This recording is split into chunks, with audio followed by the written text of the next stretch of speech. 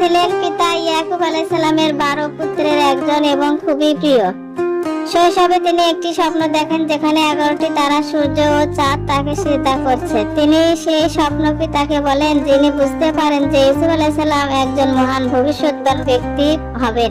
ইউসুফ আলাইহিস সালামের ভাইরা পিতার কাছে তার বিশেষ ভালোবাসায় ঈশান্বিত হয়ে পড়ে। তারা একত্রে ষড়যন্ত্র করে ইউসুফ আলাইহিস সালামকে একটি কূপে ফেলে দেয় এবং পিতার কাছে মিথ্যা বলে যে তিনি নেকড়ে বাঘের দ্বারা খেয়ে ফেলা হয়েছে।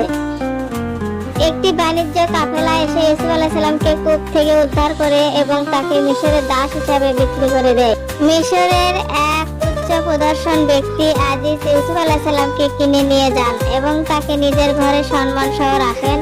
ইউসুফ আলাইহিস সালামের সৌন্দর্য ও চরিত্রে মগ্ন হয়ে আজিজের স্ত্রী তাকে প্রলোভন দেখান, কিন্তু ইউসুফ আলাইহিস সালাম আল্লাহ ভীরু ছিলেন, তাই তিনি নিজেকে রক্ষা করেন। পরে মিথ্যা অপবাদে তাকে কারাগারে পাঠানো হয়। কারাগারে ইউসুফ আলাইহিস সালাম 2 কয়েদির স্বপ্ন ব্যাখ্যা করেন এবং তার একজন মুক্ত হয়ে রাজ দরবারে স্থান পান। পরবর্তীতে রাজাও একটি জটিল স্বপ্ন দেখান, যার ব্যাখ্যা দিতে কেউ না পারায় ইউসুফ আলাইহিস সালামকে ডেকে আনা হয়। তিনি স্বপ্ন ব্যাখ্যা করে বলেন, মিশরে 7 বছর প্রাচুর্য ও 7 বছর দুর্ভিক্ষ আসবে।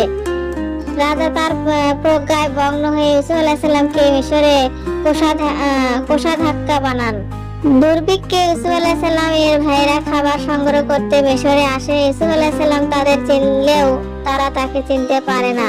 পরে এক পর্যায়ে তিনি নিজ পরিচয় প্রকাশ করেন এবং পিতাকে নিয়ে মিশরে নিয়ে আসেন। যখন পিতা ও ভাইরা মিশরে আসেন, তখন ইউসুফ আলাইহিস সালামের সেই শৈশবের স্বপ্ন বাস্তবে রূপ নেয়। সবাই তাকে সম্মান প্রদর্শন করে, তিনি আল্লাহর শুকর আদায় করেন।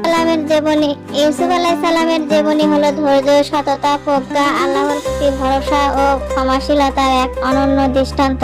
তার জীবনের কাহিনী মুসলমানদের জন্য মহৎ শিক্ষা বহন করে।